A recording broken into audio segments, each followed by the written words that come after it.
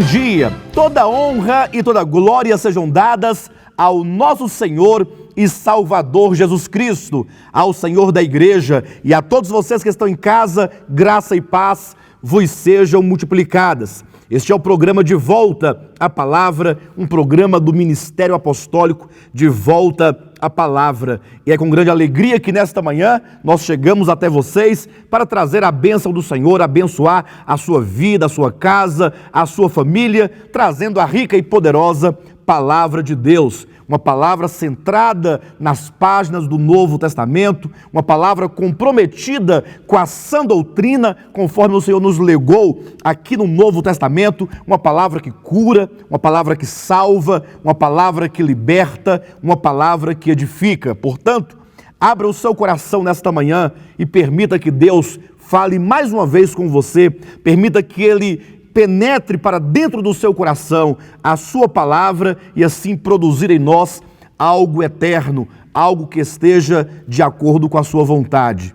Antes de tudo, entretanto, eu quero apenas lembrá-los de nossas reuniões aqui em Taguatinga, neste endereço que está aí no seu televisor. Todos os domingos às 18 horas estamos aqui reunidos para termos comunhão. Venha você e a sua família ter comunhão conosco, vamos estreitar os nossos laços, vamos juntamente crescer na graça, no conhecimento, crescermos em vida, crescermos na fé, para que naquele dia, no dia da vinda de Cristo, possamos nós estar em pé na sua presença. Também aí está no seu televisor o endereço da nossa igreja em Planaltina do Distrito Federal. Vocês podem ter comunhão conosco nesta igreja todos os domingos às 19 horas. E também em Goiânia, está aí no seu televisor o endereço, todos os domingos às 19 horas. Os irmãos estão ali em Goiânia louvando, adorando o Senhor e celebrando e estudando a palavra de Deus. Portanto, procure uma igreja, um ministério apostólico de volta à palavra mais próximo de sua casa e estreite conosco os laços e tenhamos comunhão na palavra de Deus. Quero convidá-los a abrirem suas Bíblias no livro de Efésios, no capítulo 1. Nós estamos ministrando uma palavra de grande importância para nós que vivemos num tempo de muita treva, de muito desvio, de muita apostasia. Nós temos declarado aqui ao longo destes programas quanto que o maligno tem trabalhado para afastar o coração do povo de Deus da verdadeira fé, distanciar o coração do povo de Deus, o olhar do povo de Deus, as suas vontades, o seu ser, daquilo que é substancial, daquilo que é essencial, daquilo que está de acordo com a vontade de Deus. É por isso que temos demonstrado pela palavra quantos pseudos-evangelhos não têm surgido no nosso meio, no meio cristão, nesses últimos dias. Quantas palavras equivocadas e afastadas da verdade não têm sido propagada, divulgada e não raras vezes cridas e praticadas pela maioria do povo de Deus. É por isso que nós estamos trazendo essas mensagens para que você possa abrir a sua Bíblia e então verificar que a palavra de Deus é ímpar. A palavra de Deus em nada se compara com os falsos evangelhos deste tempo, com os modismos deste tempo, sobretudo com o chamado evangelho da prosperidade que tem corroído as bases do meio cristão. Abra sua Bíblia em Efésios capítulo 1, leia conosco aqui no capítulo 1, a partir do versículo 17, que nos diz: para que o Deus de nosso Senhor Jesus Cristo, o Pai da glória, vos conceda espírito de sabedoria e de revelação, no pleno conhecimento dele, iluminados os olhos do vosso coração, versículo 18, para saberdes qual é a esperança do seu chamamento, qual a riqueza da glória da sua herança dos santos e qual a suprema grandeza do seu poder para com os que cremos, segundo a eficácia da força do seu poder. Vejam como que o apóstolo Paulo, nesta porção, falando à igreja de Éfeso, ele demonstra uma preocupação, a ponto de tal preocupação levá-lo a orar insistentemente para que o Deus da glória conceda à igreja espírito de sabedoria e de revelação, para que o Deus da glória possa iluminar os olhos do coração da igreja, para que ela perceba algumas coisas que são essenciais. E este é o ponto que desde a semana passada nós começamos a falar aqui neste programa, como que os cristãos têm a necessidade de ter essa revelação, ou seja, de ter os olhos do coração iluminados para compreender a verdade de Deus, para compreender o propósito de Deus. Isso eu digo porque o falso evangelho da teologia da prosperidade tem separado, tem afastado o coração dos crentes e a compreensão, o entendimento dessa palavra que é verdadeira. E talvez alguém possa perguntar, pastor, o que é o evangelho da prosperidade? Veja, nós podemos entender o evangelho da prosperidade como um sistema doutrinário que transforma toda a escritura sagrada em um meio de convencimento para que as pessoas busquem ou passem a buscar com todas as suas forças as coisas materiais em detrimento do reino de Deus e da sua justiça. Nós sabemos pela palavra de Deus que o próprio Jesus declarou que nós não devemos ser como os gentios que andam em busca das coisas aqui da terra, que andam ansiosos e preocupados quanto ao comer, quanto ao beber, quanto ao vestir. Entretanto, o maligno vem de encontro a essa palavra de Cristo, trazendo todo um sistema doutrinário, uma exegese bíblica equivocada, trazendo os textos bíblicos num sentido totalmente diferente daquele que o Senhor nos deu. Na verdade, a Bíblia, ela serve para revelar a pessoa de Deus aos homens, para revelar o seu propósito eterno, para revelar a sua vontade eterna. Mas o que os homens terrenos, caídos e carnais têm feito? Eles pegam a Escritura e começam a deturpar o seu sentido, a fim de levar as pessoas a uma vida ingressada totalmente na busca das coisas passageiras, das coisas terrenas. É por isso que o apóstolo Paulo declara aqui aos Efésios a necessidade que temos de que o Senhor abra os olhos espirituais para que você compreenda três coisas principais, como diz aqui no versículo 18, a esperança do seu chamamento, a riqueza da glória e a grandeza do seu poder. Quando ele fala a respeito da esperança do chamamento, que coisa preciosa. Veja que é necessário que você tenha revelação para que você compreenda o porquê você foi chamado, para que você foi chamado. Sabemos pela Escritura em Romanos 8, versículo 28, que nós fomos chamados para cumprir o propósito eterno de Deus. Veja, você não foi chamado para conquistar as coisas terrenas, ainda que nós sabemos que Deus nos abençoa, que Deus nos supre, mas nós fomos chamados, fomos tirados do mundo, como Abraão, tirado ali de Ur da Caldeia, chamado para fora daquela terra de idolatria, para então ser inserido numa boa terra. Ele foi transferido de uma terra maligna para uma terra boa, para uma terra santa, para, por intermédio dele, cumprir a vontade de Deus. Assim acontece com todos nós, na era do Novo Testamento, que fomos chamados. Mais do que nunca, a igreja precisa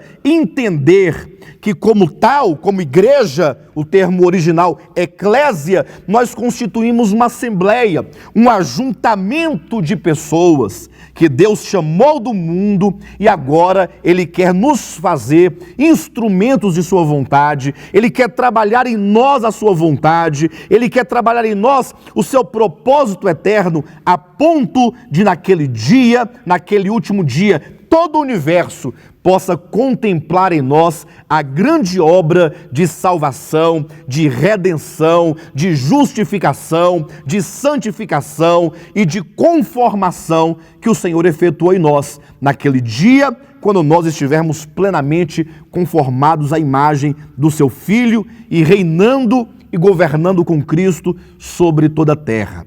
Eu sei que há um conflito muito grande, porque entre aquilo que a Escritura declara, o propósito para o qual fomos chamados, e as grandes liquidações e ofertas que se fazem em nome do Evangelho a respeito das coisas deste mundo, é certo que para o homem natural, ou mesmo para o homem carnal, é muito mais sedutor ir em busca das coisas deste mundo que ingressar numa verdadeira vida cristã em que se cumpre o propósito de Deus.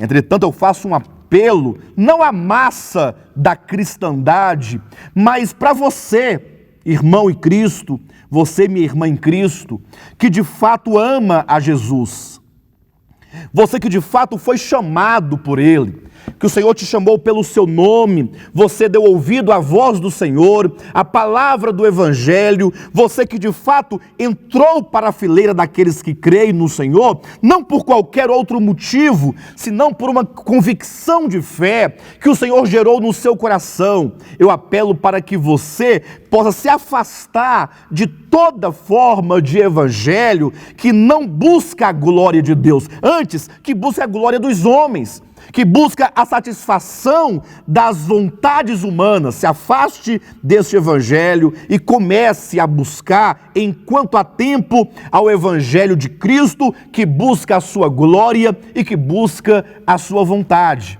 Mas é verdade que é preciso, nós temos que orar e clamar a Deus para que o Senhor abra os olhos do coração.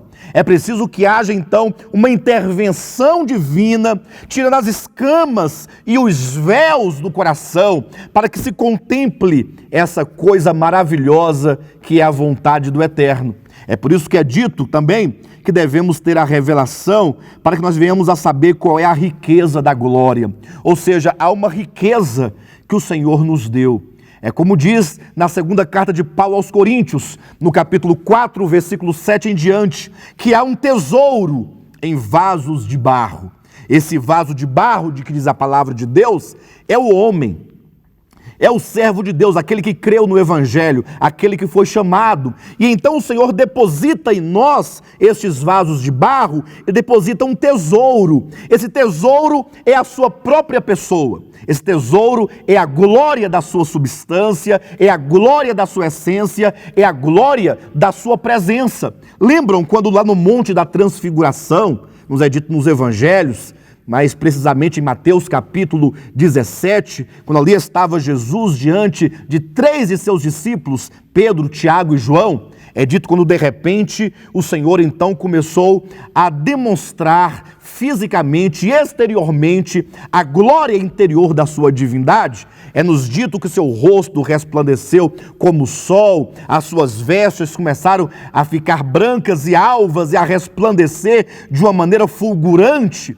Pois bem, naquele momento da transfiguração, a glória divina oculta naquele vaso de barro, que era a humanidade do Filho, aquela glória, ela se deixou demonstrar, se deixou revelar. Algo que acontece com todo aquele que crê no Evangelho. No momento em que você confessa a Jesus Cristo como o Senhor da sua vida, Deus, Ele passa a habitar o seu interior, a habitar o seu espírito, Ele passa a preencher o espírito humano, trazendo uma verdadeira satisfação eterna para o homem. Enquanto o homem não recebe a Deus para dentro de si, como está em João capítulo 1, versículo 12, mas a todos quantos o receberam, deu-lhes o poder de serem feitos filhos de Deus. Enquanto o homem não recebe este poder que o faz filho de Deus, que o gera filho de Deus, que o regenera, essa glória da divindade,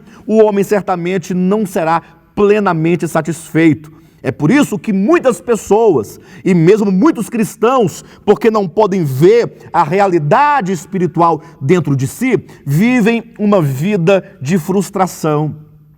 É por isso que as campanhas que oferecem às pessoas uma satisfação imediata e temporal fazem tanto sucesso? Porque as pessoas andam em busca de uma satisfação. Só que elas não podem encontrar nenhum tipo de satisfação verdadeira se não for na própria pessoa de Deus. Nenhum bem material, nenhuma riqueza, nenhum status, nenhuma posição, nenhuma conquista de um título, de um doutorado, de um mestrado, nada dessas coisas humanas pode verdadeiramente trazer para dentro do homem uma satisfação plena e uma esperança verdadeira.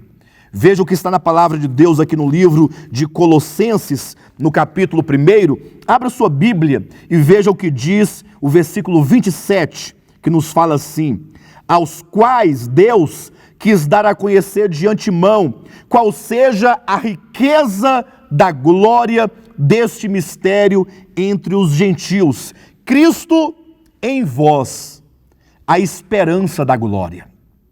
E esse ponto é um ponto muito importante, porque veja, é dito que Cristo em nós, é Cristo dentro de nós, é Cristo habitando o homem no seu interior, que é a nossa esperança de uma glória futura. Veja, amados, que o fato da igreja de Deus, a igreja genuína de Deus, receber para dentro de si essa pessoa maravilhosa e bendita que é o Senhor, enquanto a própria glória de Deus, isso demonstra que igreja não é um mero ajuntamento de ideologia, não é um mero ajuntamento para se debater, doutrinas humanas, não é um mero ajuntamento de pessoas que se reúnem com fins de conquistas humanas, empresariais, de pagamento de dívidas, nada disso. A igreja é um organismo místico que constitui-se, na verdade, a habitação de Deus no seu espírito. É isso exatamente o que está no livro de Efésios, no capítulo 2, versículos 20, 21 e 22, que nos dizem que nós estamos sendo edificados uma casa espiritual para a habitação de Deus no Espírito. Isso é a economia de Deus. Isso é o propósito de Deus. Ou seja, quando Deus criou o homem, Deus o fez com vistas a fazer do homem uma habitação para si. Não é isso que está aqui no livro de Isaías, capítulo 66? Vocês poderão acompanhar no capítulo 66, versículo 1 e 2, que nos diz: assim diz o Senhor, o céu é o meu trono, e a terra é o estrado dos meus pés.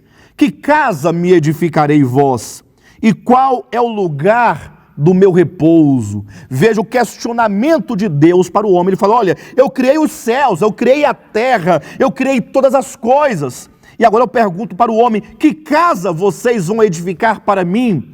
Veja como que a própria palavra, mesmo ainda no Antigo Testamento, nos demonstra que homem algum sobre a face da terra pode fazer ou construir para Deus uma casa. O que significa que nenhuma construção humana, nenhuma catedral, nenhuma capela, nenhum prédio, nenhum casebre, nenhuma choupana que chamam de igreja é verdadeiramente igreja. Igreja não é um prédio feito por homens. A igreja é o corpo místico de Cristo, é o ajuntamento dos chamados que constituem-se, na verdade, a habitação de Deus. Deus criou o homem e agora ele pega este homem, redime do seu pecado e o transforma em pedra viva, como está lá aí no livro de Pedro, primeira epístola de Pedro, no capítulo 2, versículo 6 em diante. Nós somos pedras vivas que agora estamos sendo edificados numa casa espiritual para a habitação de Deus. Isto é o que Deus está fazendo. Talvez, eu sei que muitas pessoas têm o desejo no coração de trabalharem para Deus, de estarem inseridos na obra de Deus. Mas eu te pergunto, o que é a obra de Deus? Será que a obra de Deus é toda essa coisa que se faz em seu nome, de shows, de espetáculos, ali onde as pessoas se apresentam, elas cantam e elas se mostram e elas concorrem e elas disputam? Será que é isso que é a obra de Deus? Não, a obra de Deus é aquilo que Deus um dia começou a fazer e que Ele por fim vai completar. É como é dito, aquele que começou boa obra, ele vai completar até ao dia de Cristo Jesus. Alguém pergunta: pastor, qual é a relevância desta mensagem? Ora, muito simples, a relevância é que cada filho de Deus e a igreja coletivamente precisa entender a partir de uma visão do coração, dos olhos do coração, compreender que nós somos chamados para o cumprimento de um propósito, que Deus está trabalhando esse propósito em nós e, portanto, devemos nós ingressar na obra de Deus, dando-nos a nós mesmos a Ele como materiais para que Ele trabalhe em nós a sua casa, a sua habitação, como nós podemos verificar no livro do Apocalipse, quando é dito que a nova Jerusalém desce do céu. Ora, o que é dito a respeito dela? Eis o tabernáculo de Deus com os homens. A nova Jerusalém é o tabernáculo de Deus, ou seja, é a habitação de Deus. Ora, é a casa de Deus, e é por isso que nós não podemos jamais entender a Nova Jerusalém como uma cidade, literalmente falando, de ouro. Não, pelo contrário, a Bíblia diz, no próprio Apocalipse, no capítulo 21, versículo 10, que ela é a noiva do Cordeiro, ou seja, é o povo de Deus, que simbolicamente ali é apresentado como sendo uma habitação, uma cidade na qual Deus habita, e é uma cidade de ouro, porque é o povo de Deus que participa da sua natureza santa. Então Deus está tomando o seu povo, arregimentando o seu povo e trabalhando no seu povo para transformá-los naquilo que Ele deseja, uma habitação santa, sem mácula, sem pecado, um povo totalmente seu, um povo de propriedade exclusiva do Eterno, ganho totalmente por Ele, espírito, alma e corpo. Entretanto, quando nós falamos desse ideal divino, que certamente será cumprido pela força do seu poder, nós podemos pensar na nossa condição. Quando você olha para a condição humana, sobretudo para a condição da igreja de Jesus Cristo, você vê quão distante o povo de Deus está desse ideal divino, da concretização dessa habitação eterna. Isso porque os crentes se demonstram e se revelam no seu cotidiano ainda tão egoístas, ainda tão voltados para si mesmos, ainda tão cheios de si, ainda tão cheios de inveja, tanto do velho homem ainda presente na nossa natureza humana. Na verdade, o povo de Deus está doente, porque anda buscando os seus próprios interesses, as satisfações das suas próprias paixões, das paixões carnais. E é por isso, então, que aqui no livro de Efésios, no capítulo 1, não somente nos é dito que Deus tem que nos mostrar a esperança do nosso chamamento e a riqueza da glória, mas também nos é dito que Ele tem que nos mostrar a grandeza do seu poder para com os que cremos. Versículo 20, o qual exerceu Ele em Cristo, ressuscitando-o dentre os mortos e fazendo-o sentar à sua direita nos lugares celestiais. Ou seja, Deus não somente nos gerou pela sua vida, nos deu a sua glória para dentro do nosso espírito, como agora Ele está trabalhando intensivamente dentro dos que creem, como um poder libertador, como um poder de ressurreição. Veja a grandeza do seu poder para conosco, para com nós, os que cremos. O mesmo poder que Ele operou na ressurreição de Cristo, quando Ele estava ali sepultado, sem vida, totalmente ali na sua humanidade desprovida de qualquer vigor, de qualquer vida, de qualquer coisa, quando a Bíblia diz que o espírito de poder e de santidade permeou completamente aquele corpo, tirando-o dentre os mortos e elevando-o em estado de glorificado, fazendo-o assentar nos lugares celestiais, acima de todo principado e potestade, de todo nome que se possa referir, não só no presente século, mas também nos séculos vindouros. E é exatamente isso. Não olhe para a sua própria condição. Talvez você não veja em si mesmo nenhuma esperança.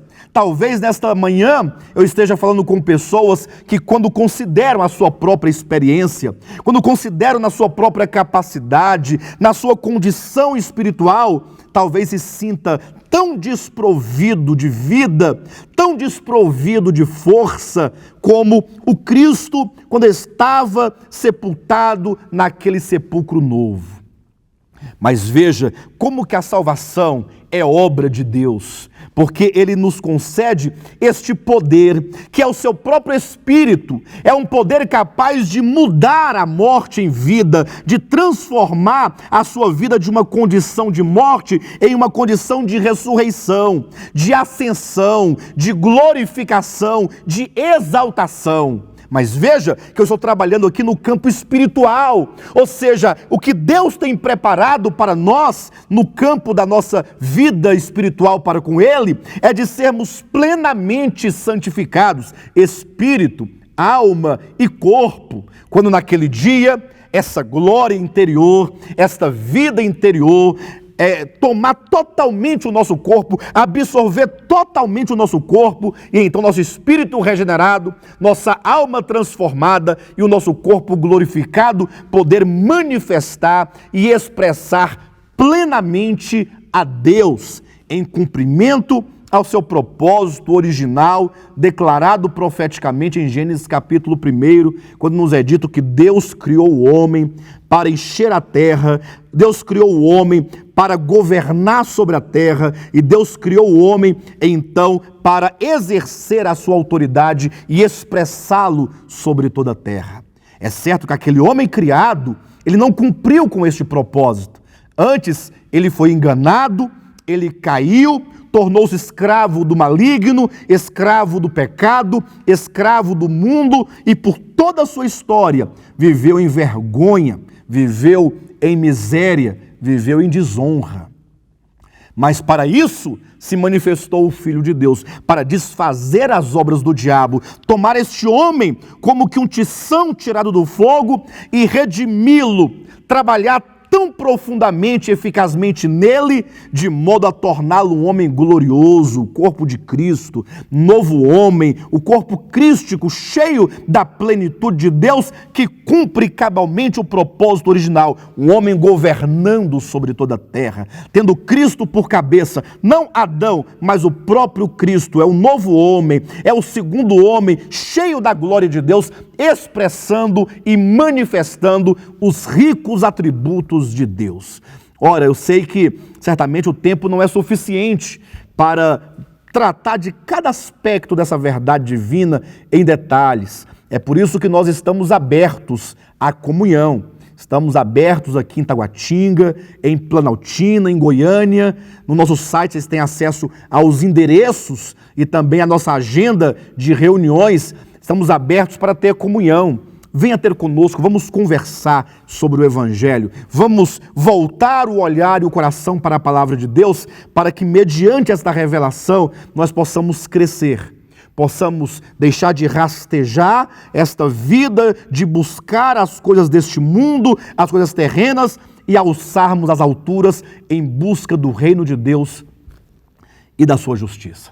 Eu quero encerrar essa mensagem fazendo um apelo ao seu coração, mas somente ao coração daqueles que entendem o valor desta mensagem, a preciosidade deste programa no que diz respeito à sua incumbência de levar a verdade e falar a verdade e combater o engano que se faz tão próspero nos nossos dias. Você que ama esta verdade, que entende, eu apelo ao seu coração, nos ajude em nome de Jesus. Nós do Ministério Apostólico de Volta à Palavra carecemos da sua ajuda financeira, do seu apoio financeiro, de ofertas voluntárias para nos ajudar a pagar este programa, a manter essa palavra viva, ativa, no sentido de ser propagada para aqueles que ainda não têm o Senhor ou que não entenderam essa verdade como nós hoje entendemos e podemos experimentar. Vá ao nosso site de voltapalavra.com e lá em doações você poderá fazer ali, escolher a maneira como ficar melhor, cartão de crédito, depósito bancário,